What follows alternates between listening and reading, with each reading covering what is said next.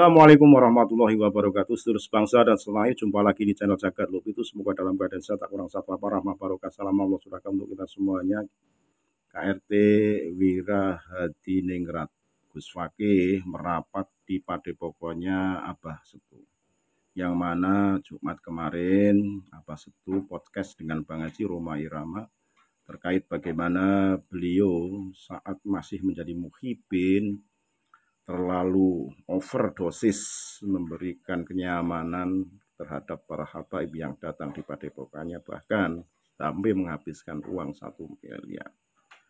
Terkait hal tersebut, setelah dikaji dengan seksama sebagai muhibin akut, Abah Setu berbalik arah karena tahu bagaimana secara keyakinan bahwa klan Pak ini tidak tersambung kepada Rasulullah Shallallahu Alaihi Wasallam setelah menyimak, mengkaji tesis Kiai Haji Maduddin Utsman Al-Bantani, sehingga kedatangan Gus Fakih di Padepokan Abah Setu diterima dengan hangat, berbincang-bincang, saling bertukar pikiran ke depan bagaimana langkah PWLS Jawa Barat untuk memberikan pencerahan kepada masyarakat luas terkait polemik nasab Pak Alwi yang saat ini masih santer, masih dibahas para kiai sepuh, untuk bagaimana ada jalan keluar pemerintah ikut cawe-cawe di dalamnya.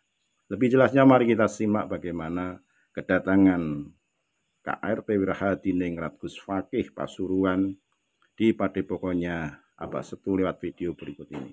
Sekali lagi mohon maaf engkari hagamati Nusantara. Assalamualaikum warahmatullahi wabarakatuh. Di Solo mereka takut diserbu, mereka masuk agama Yahudi. Karena apa? Karena mereka supaya tidak diserbu. Nah, kalau zaman perang salib, supaya mereka tidak diserbu kaum salibis maupun kaum sabil, ya, sabil muslim, salib, itu hanya kamuflase. Sebelumnya mereka sudah jauh lebih dari itu. Buktinya apa? Buktinya adalah Quran mengatakan bahwa Fir'aun itu diawetkan itu untuk menjadi pelajaran hikmah, ya kan? Untuk sepanjang zaman. Bicara entitas Fir'aun mumi yang diawetkan tidak hanya Fir'aun, tapi seluruh keluarga Fir'aun. Termasuk ketika pembongkaran piramid menemukan subfosil yang tes DNA-nya bukan keluarga Fir'aun, yaitu si Yuya tadi itu. Nah, yang lain upload grupnya Yuya itu keluarga Kuya. Iya, ini kok G. Disebut bahwa Amenhotep ketiga adalah God, Tuhan. Ini Father of God, adalah bapaknya Tuhan atau pembaptis Tuhan. Itulah pertama kali Amenhotep itu Raja Fir'aun mengaku Amenhotep, ya. Dikompori si Yuya upload grup G ini.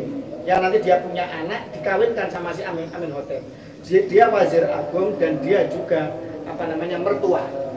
Dalam kitab klasik pesantren kita, kalau nggak salah Durratun Nasihin, ada cerita bahwa di sebuah negeri, kalau nggak salah Mesir, itu mengalami kekeringan panjang, terus kena wabah. Mungkin ini sihir, banyak orang mati.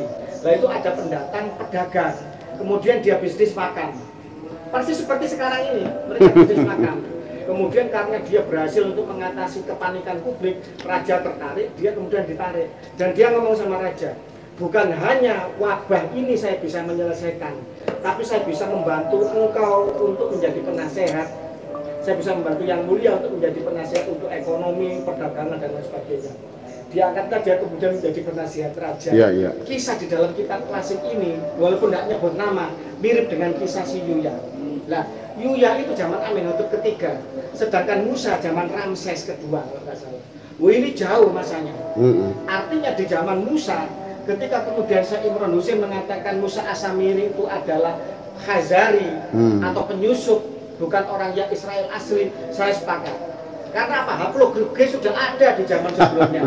Jadi Musa Asamiri yang entitas Dajjal itu adalah haplogrup G yang menyembah patung dan dia bisa melakukan sihir. Dia bikin patung sapi dari emas itu. Sapi dari emas. Disinilah kemudian akhirnya Dajjal dengan keturunannya, bangsanya Gog and Magog atau Ya'juj Ma'juj itu adalah haplogrup G dari Kaukasus. Buktinya apa? King Richard the Lionheart, keluarga Inggris itu haplogrup I, bapaknya Henry dan seterusnya itu. Masya Allah. Kenapa kok dia anaknya haplogrup G? Itu penelitian loh itu. Kemudian pembuat organisasi kriminal. Belajar modern sejarah, pertama. sahabat, belajar sejarah. Si Al Capone itu juga haplok grup G. Nah, Kemudian Stalin, 3 orang Yahudi, Stalin, Lenin, Trotsky, yang ada DNA-nya si Stalin yang dideteksi. Ini juga haplok grup G, menghancurkan Kekaisaran Tsar Rusia, menghidupkan komunisme dan melakukan ekspansionis ke segala lini dan jahat sekali. Haplok G ini memang seolah menjadi momok di dunia ini. di dunia ini ya. Rusak di setiap zaman, setiap Iya. sudut bangsa dimanapun dan begitu. Mereka nanti bermetamorfose menjadi Mizrahi di Arab, Askenazi di Eropa, Sephardi di Iberia atau Spanyol, Portugis, juga di Igbo di Afrika, mohon maaf, Kaifeng di Cina, Alfa Bene di Luar India. biasa Gus Fakih ini. Gus Fakih pengetahuannya Mereka jeroh. masuk di segala bangsa. Iya. Mereka juga tidak beragama Yahudi saja, yang di Buddha merusak, yang di Islam lihat Fatimiyah, ya kan? Maimun Al-Qoda itu sahabat saya siapa? Lora Ja'far Shodiq itu dengan teliti menemukan bocornya tidak sengajanya si Ali Asakran, datuk kami adalah Ubed, putranya Maimun Al-Qoda, kan begitu. Nanti diteliti Fatimiyah ini atasnya ke Abdullah bin Sabah, seorang Yahudi yang mengadu domba zaman Nabi di antara para sahabat-sahabat, sehingga kemudian terjadi perang saudara pasca Rasulullah. Nah, ini ada kitabnya dan bisa ditelusuri. Sekarang baru terbuka semua. Nah, kalau bayina sudah terbuka, haram kita untuk berhusnudon, berbaik sangka. Oh iya. Kan begitu? Iya. Seseorang dituduh berzina, kita wajib tidak percaya, wajib kita husnudon. Iya. Tapi ketika didatangkan saksi dan CCTV, haram kita untuk husnudon atau berbaik sangka, karena bukti sudah ada. Iya. Inilah nasib klan Habib Alwi ini. Kenapa mereka mati-matian? Untuk mempertahankan kemuliaan dan narasi sesatnya. Karena kalau ini kemudian runtuh, mereka sudah biasa ngerampok, nipu, dawir umat, ya, membelokkan sejarah buat ini akan malu selamanya di negeri ini, seperti anak terlantar di negeri orang. Balik ke Yaman aja ogah nggak nampung mereka, kan begitu. Mereka bukan siapa-siapa, mereka paling ngisru di sana. Yaman juga nggak mau nerima katanya. Mau nerima. Iya, karena mereka juga pendatang kan di Yaman. Betul. Kalau mereka teruskan kejahatannya, mereka tidak segera tobat, malah kemudian mendukung ISIS, terorisme, radikalisme, menyerang pribumi dan lain sebagainya, mengadu domba. Mereka nanti akan jadi Rohingya. Mereka akan homeless, tidak punya warga negara. Kalau nanti semua terbuka semua. Iya. Sekarang ini mereka masih bisa berkelit tes DNA, tapi 2-3 generasi lagi Betul. tes DNA itu murah. Semua akan terbongkar. Betul. Saya dengan Abbas itu ketemu di berapa generasi ketemu nanti. Betul. Saya dengan Bung Farhan, Bung Saleh Zubaidi ketemu di Nabi Ismail berapa ratus tahun, berapa ribu tahun, berapa ketemu dengan yang lain. Iya. Jadi itu nggak ada rahasia nanti. Orang nggak bisa berbohong lagi. Karena nanti itu bukan lagi masalah ro'yu, bukan lagi husnudon, tapi ilmiah. Ilmiah nanti Ilmiah. semuanya ilmiah. Iya. Kan begitu. Iya. Itu sudah mereka ini sudah rungkat-rungkatnya. Ibarat kurva mereka ini sudah keniscayaan kejatuhannya seperti Amerika dengan dolar. Ini sudah keniscayaan untuk runtuh. Betul. Itu sudah kehendak Tuhan. Qulillahumma malikal mulki tu'til mulka man tasya wa tu'izzu man tasya wa tudhillu man tasya. Ini saatnya mereka hancur. Iya. Tolong sadar, ayo pribumi Nusantara ini pemaaf. Kalau Betul. mereka mau mengakui kesalahannya, mereka mau sadar seperti beberapa yang tes DNA ya, walaupun dia tidak berani berkata-kata orang-orang Pak Alwi. Saya aja punya 15 orang yang sudah saya sekarang bantu karena mereka udah insaf. Wah, keren. Iya. Keren. Dia bilang, "Bah, saya ampun tobat, Bah. Kalau nanti suatu saat ada usia-usian, tolong saya jaga, Bah." Ya, siap, betul. saya bilang tadi, kamu keluarga saya sekarang. Sepakat. Iya. Setuju. Masih saya bantu ekonomi. Setuju. Bagus. Ini kemanusiaan. Iya. Ini menunjukkan akhlakul karimah, Iya. menunjukkan raufur rahim. Ini Iya. yang harus begini, ini yang benar. Iya. Jadi yang harus kita perjuangkan memang ini kesetaraan, kejujuran. Kalau mereka seperti ini terus, yakinlah. Mari, ibu saya orang Madura. Mohon maaf. Bagaimana Madura dulu di tanah Kalimantan arogan. Pada akhirnya nggak akan menang lawan pribumi. Iya. Nggak akan menang sudah. Yakinlah. Khususnya pribumi Nusantara. Kalau pribumi Palestina bisa menang mereka. Karena senjata. Senjata. Yes. Tapi sini ini bukan keturunan ecek-ecek. saja. Bukan, kita ini adalah keturunan raja-raja. Ini keturunan raja nih. Nah, Semua keturunan raja. Ini membawa darah raja, membawa Betul. darah wali, Iya. membawa darah Sunan, Iya. bangsa Arya, membawa darahnya Genghis Khan Mongol. Oh iya, Wali Songo itu membawa darahnya Turki Utsmani. Dari siapa? Ada. Waktu Arab masih belajar apa namanya istinja dengan batu sudut 3, di sini udah ada Sili Asa, Sili Asi, Sili Asu, Siliwangi. Kan ini harus jujur kita. Iya, iya. Di sini itu. Betul. Seru itu. Iya. Banggalah orang Sunda. Mari didukung Kang Deddy Mulyadi. Iya. Ini dikirim oleh Tuhan, oleh Allah untuk memimpin bangsa Sunda dan mengingatkan pribumi Nusantara akan jati dirinya. Iya. Kalau kepingin bangkit dan jaya, kepingin pohon itu tinggi menantang, menjulang ke langit, akarnya harus kuat. Betul. Kang Deddy Mulyadi memberi pelajaran. Iya. Ayo kita kembali ke akar tradisi kita. Tidak ada yang berbenturan dengan agama kok. Semua sama, spiritualisme sama, menuju Tuhan yang sama.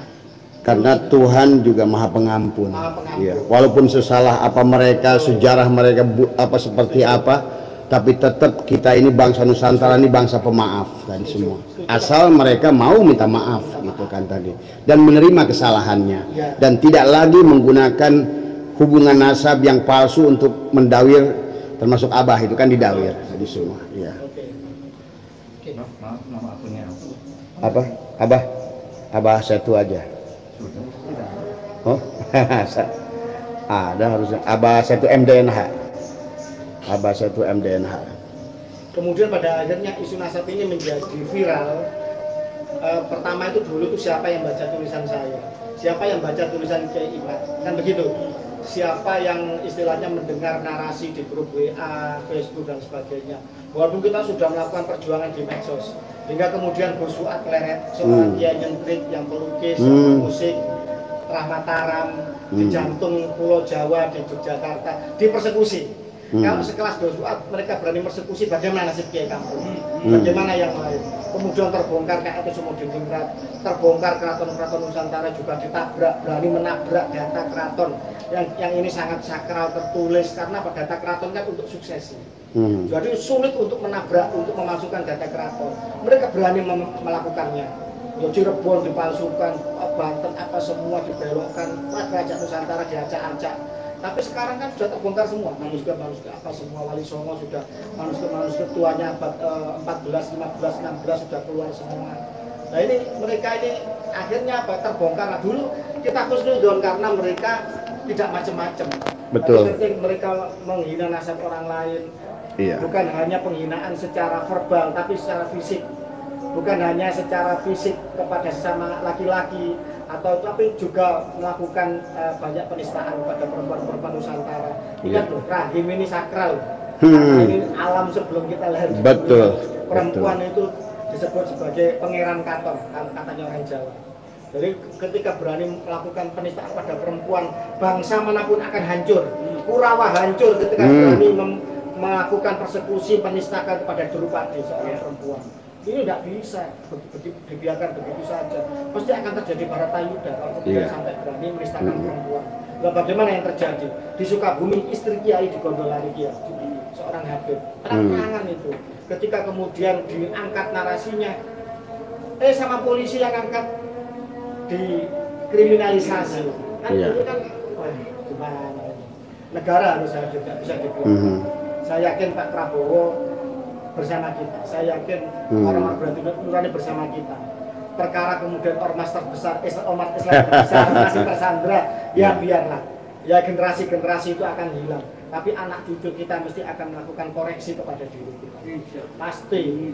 Kalau Abah dengar sih bocorannya, sebenarnya mereka juga sudah tidak yakin dengan keduriatannya. Tetapi ada simbiosis mutualisme antara orang yang ingin memanfaatkan mereka dengan isu PKI dulu, merobohkan Bung Karno, dan yang memanfaatkan orang itu juga sekarang.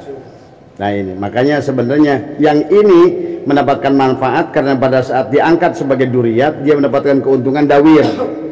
Nah ini, sementara orang Indonesia ini paling cinta dengan Rasulullah. Apapun yang kaitkan dengan Rasulullah, lihat mereka, sendal aja belum tutup benernya diciumin itu. Inilah Indonesia. Jadi apa sih itu? Saya di sini mau melakukan suatu klarifikasi. suatu pelurusan sejarah. Yang mengatakan Gus Fuad adalah keturunan PKI itu mutlak fitnah besar, fitnah Dajaliyah.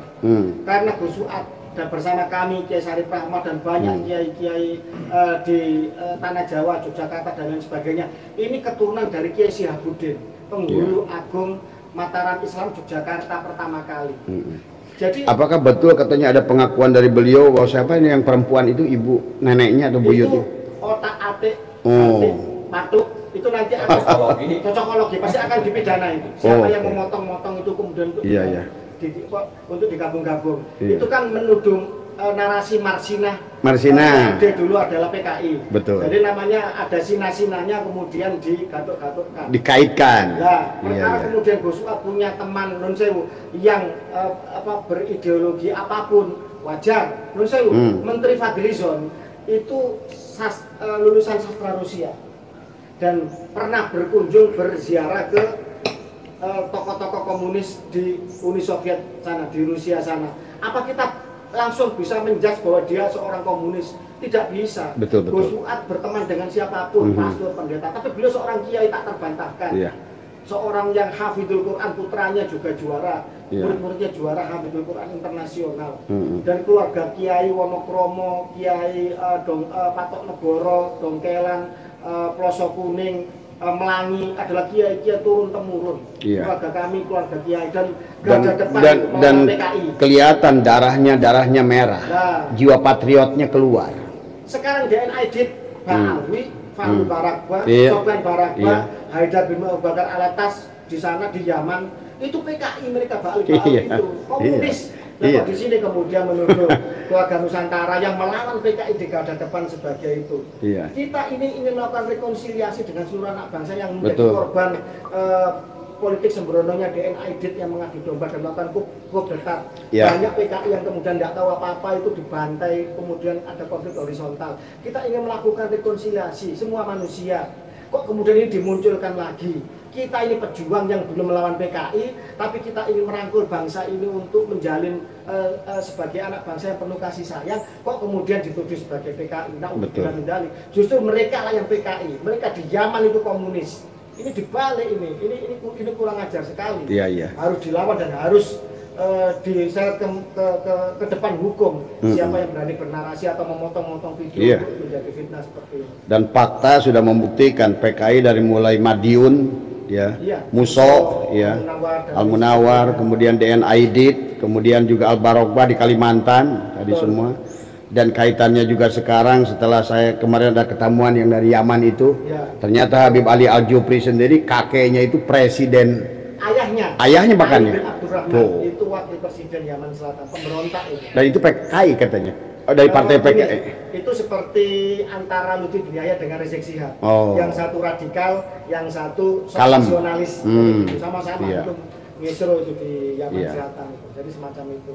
Bahkan ayahnya Umar bin Hafid bin Abu Bakar yang sering di Indonesia yang kalau di majelis itu mendelik-mendelik ada datang, sekarang sudah diblokade, kurofatnya sudah sampai ke ulama-ulama Saudi dan dilarang di embargo masuk ke Saudi. Termasuk Marok. Bapaknya itu komunis ternyata. Tapi framingnya apa?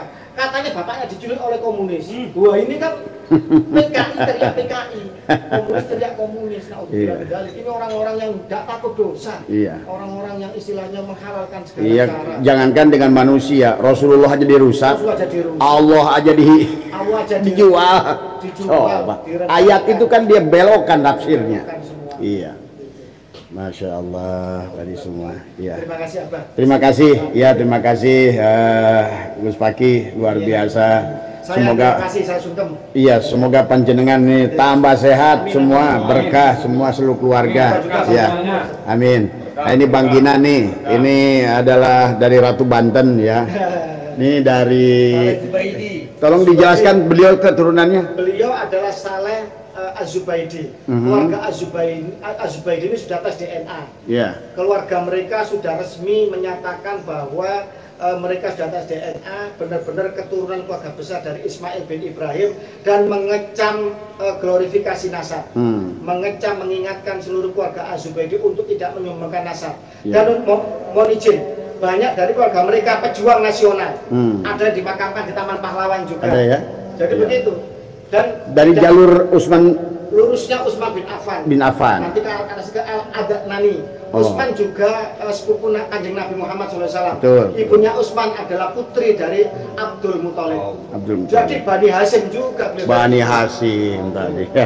Tidak ada sombongnya, tidak ada merasa ras paling mulia, semua sama, betul nggak? Sama. Semua siap kan? Semua adalah orang-orang yang Iya. bersama di Nusantara. Di sisi Allah itu hanya satu, inna akromakum indallahi atqakum. Tadi nggak peduli sukumu, la fadla li arabiyyin ila zamiin wala fadla li aswad ila ahmar illa bitaqwa. Itu kata Rasulullah tadi semua. Terima kasih atas kehadirannya. Bukan hanya Azubaidi ya, siapa lagi klan-klan yang Ada lain? beberapa At-Tamimi, Al-Katiri, Al-Katiri ya. Basmalah, Iya. ya, Bawazir, semua sekarang. Cuma berarti kemarin Al-Katiri kan sudah bukan yang di ini. Yang kemarin yang haplogrup J. Al-Katiri J2, J2. masih Arab ya. Masih Arab. Iya.